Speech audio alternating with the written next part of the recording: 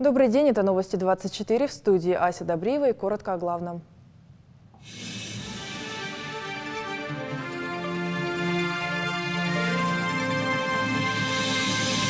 В Ессентуках прошло расширенное заседание коллегии Министерства России по делам Северного Кавказа.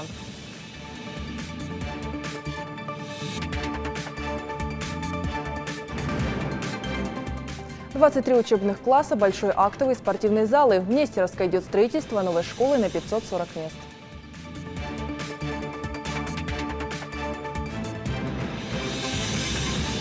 Лучшие участники форума «Торгим-2016» получили сертификаты, дающие право представить свои проекты на форуме «Машук-2016».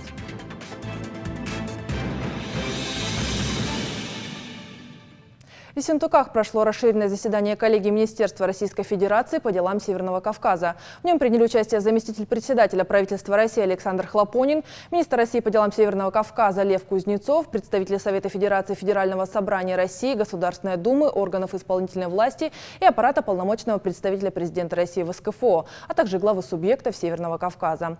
Ингушетия на заседании была представлена руководителем республики Юнусбеком Евкуровым, членом Совета Федерации Ахметом Полонкоевым и депутатом Госдумы Биланом Хамчиевым. Открывая заседание коллегии, вице-премьер правительства России Александр Хлопонин поприветствовал всех присутствующих и пожелал им плодотворной работы. Он проинформировал участников коллегии о приоритетных задачах Минкавказа на 2016 год. В частности, речь шла о формировании подпрограмм социально-экономического развития субъектов СКФО в рамках госпрограммы развития СКФО на период до 2025 года. Кроме того, он отметил высокие показатели в 2015 году, добавив, что СКФО показал довольно устойчивое, динамичное экономическое и социальное развитие. Есть определенные положительные результаты. В первую очередь, снижение безработицы. Я хочу напомнить, что в январе 2010 года количество зарегистрированных безработных в Северокавказском федеральном округе составляло 468 тысяч человек. На сегодняшний день этот показатель 168 тысяч человек, то есть уровень безработицы сократился почти в 3 раза. Можем ли мы успокаиваться? Достаточно ли это? Конечно же нет. Мы все равно говорим о том, что если взять среднероссийские показатели регионов, то у нас есть отдельные территории, которые достаточно эффективно в этом плане показатели хорошие, а есть территории, где нам предстоит очень серьезно перераспределить наши силы и ресурсы для того, чтобы обеспечить людей занятостью. Далее с докладом выступил министр Российской Федерации по делам Северного Кавказа Лев Кузнецов. Он подвел итоги деятельности ведомства за 2015 год и сообщил о приоритетных задачах министерства на 2016. Лев Кузнецов рассказал о реализации федеральных целевых программ Юг России, планах по развитию туризма и агропромышленного комплекса, снижению уровня безработицы и увеличению инвестиций в СКФО. Глава Минкавказа также поблагодарил руководителей субъектов за хорошую работу в прошлом году. Он отметил, что в республиках Северного Кавказа наблюдается рост рождаемости, заметно снижен уровень младенческой смертности. В своем докладе Кузнецов также рассказал и о результатах работы руководства Ингушетии, которое, как он подчеркнул, успешно реализовало ряд крупных проектов. У нас в 2015 году появились новые медицинские объекты. Это противотуберкулезный диспансер в городе Назрань, поликлиника, соответствующие женской консультации, эндокринологический центр в республике Ингушетия, новый родильный дом женской консультации в городе Грозном, горбольница в городе Аргун Чеченской республики, Кунзарская районная больница в селе Арани и больница в селе Губич в республике Дагестан. Также мы с вами завершили строительство детского зарядного лагеря в республике Ингушетия, РЗИ.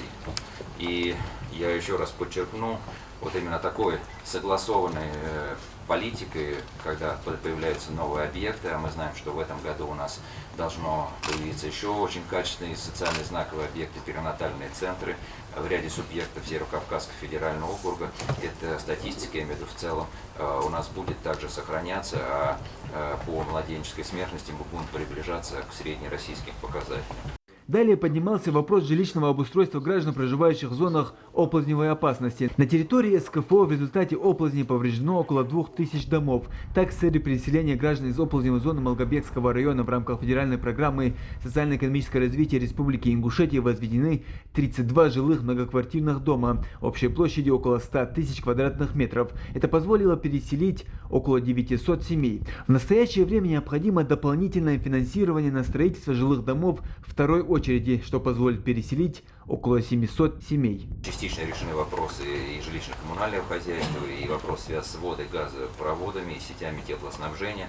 Отдельно большой блок был это строительство нового жилья в Республике Ингушетия, в Чеченской Республике, в первую очередь связано с переселением жителей из оползневых зон. Также на коллегии было сказано о положительной тенденции решения проблем с нехваткой дошкольных и школьных образовательных учреждений. Так, в рамках программы «Юг России» до 2020 года на территории СКФО планировалось построить около 50 объектов дошкольного и школьного назначения на более 30 тысяч мест. В Ингушетии за 2015 год построено 6 объектов образования. Муслим Ганиев, Юсуп Ханиев, Новости 24. В Нестеровской полным ходом идет строительство новой школы на 540 мест. Это учебное учреждение должно будет разгрузить соседние школы. На данный момент внутренние работы в помещениях почти завершены и идет благоустройство прилегающих территорий. О сроках ввода в эксплуатацию новой школы расскажет Тамерлан Хамхоев. Джамалдин Индиев укладывает плитку медленно и сосредоточенно, чтобы все было максимально качественно, при этом практически без перерывов, чтобы успеть закончить работу до окончания срока сдачи новой школы. Комната, которую доверили мастеру, учительская. Вот я сегодня начал, вот и сегодня заканчиваю. Ну, на полах, на больших было и до 30, 33 ложили, 25. Ну, когда смотря как. А вот за то, чтобы стены в новой школе были идеально ровными, ответственна Малика Папаева. Ей помогают две дочери. Сложнее всего было штукатурить в холодное время года, признается она, когда приходилось добавлять в состав раствора специальную добавку против мороза, которая сохраняет прочность бетона. С 5 декабря моя бригада, 8 человек, здесь штукатурили. Несложно, мы штукатурили зимой, а сейчас уже эта школа идет сдача. Строительство этого учебного заведения началось в 2014 году, а сдать в эксплуатацию планируют уже в конце августа этого года. В школе 23 учебных класса, большой актовый и спортивный залы, просторные коридоры. В здании также предусмотрены лифты, правда их пока не установили. Школа практически у нас заканчивается, мы уже сделали основные работы. Внутренние работы у нас практически на 80%. Мы уложили кафельную плитку. Заканчиваем шпаклевку, у нас уже началась покраска. Наружную работу у нас укладка плиток, благоустройство, озеленение. Также мы успеваем его сделать. На данный момент внутренние работы в помещениях почти полностью завершены. Прилегающую территорию активно благоустраивают. Двор постепенно начинает зеленеть. Также здесь установили генератор на случай прекращения подачи электричества. Школа строится в рамках федеральной целевой программы социально-экономического развития Ингушетии. Сейчас в республике на 65 тысяч детей приходится 120 школ, то есть около 40 тысяч ученических мест. И открытие новой школы в Нестеровском должно увеличить эту цифру еще на 540 учеников. Тамерлан Хамхоев, Суланбек Аздоев, Новости 24. Лучшие участники форума «Торгим-2016» получили сертификаты, дающие возможность представить свои проекты на предстоящем форуме «Машук-2016». Напомним, накануне участники регионального этапа молодежного форума провели заключительную часть образовательного интенсива. С ними общались различные эксперты, а главные гости приехали из Пятигорска, в том числе директор Северокавказского форума «Машук-2016», который подробно рассказал молодым людям о предстоящем слете. Все 3 дня участники форума не сидели без дела. Каждый из них смог узнать для себя много интересного и полезного. И сейчас, набравшись опыта, молодые люди смогут тщательнее подготовить свой проект к форуму «Машук-2016». По итогам регионального этапа такую возможность получили 80 из 150 участников форума «Торгим-2016». Торгим дал мне много возможностей, опять-таки научил нас писать проекты, это самое главное, анализировать эти проекты.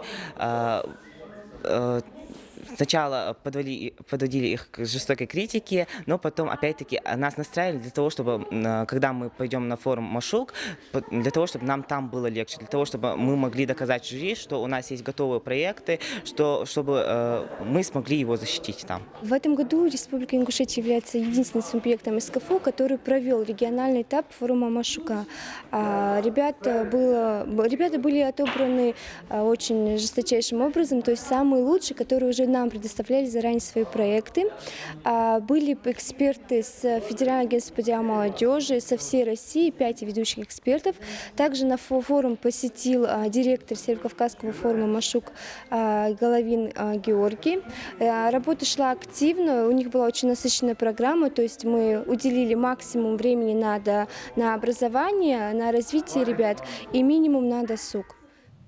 Чтобы летать, крылья не нужны. Более 60 человек прошли собеседование на место бортпроводников компании ЮТР. О конкурсе было объявлено месяц назад. Эта профессия требует коммуникабельности, знаний иностранного языка и, конечно, здоровья. Поэтому для начала нужно пройти медкомиссию, а только затем отправляться на специальное обучение в Тюмень. О результатах конкурса станет известно через неделю. Подробнее Индира Манкиева. Руслану Аушеву 19 лет. Молодой человек окончил школу совсем недавно. Признается, что случайно наткнулся в интернете на объявление о наборе бортпроводников и никогда до этого не планировал связать жизнь с небом. Я увидел объявление в интернете, и мне захотелось полетать, посмотреть мир, узнать культуру разных людей, разных наций. На конкурсном отборе бортпроводников компании ЮТР в Комитете промышленности республики собралось более 60 человек. Кстати, больше половины из них парни. Среди основных требований компании к претендентам – общительность, опрятный внешний вид и знание иностранного языка. А от парней обязательно требуется и документ, подтверждающий прохождение военной службы. За первые несколько часов члены жюри успели провести беседу с 3 десятками претендентов. Несколько человек для себя они уже приметили. Есть возрастные ограничения, точнее не ограничения, а предпочтения. То есть все хотят видеть симпатичных, стройных, молодых людей в качестве бортпроводников, но любая авиакомпания имеет приоритеты в отношении людей, знающих иностранные языки.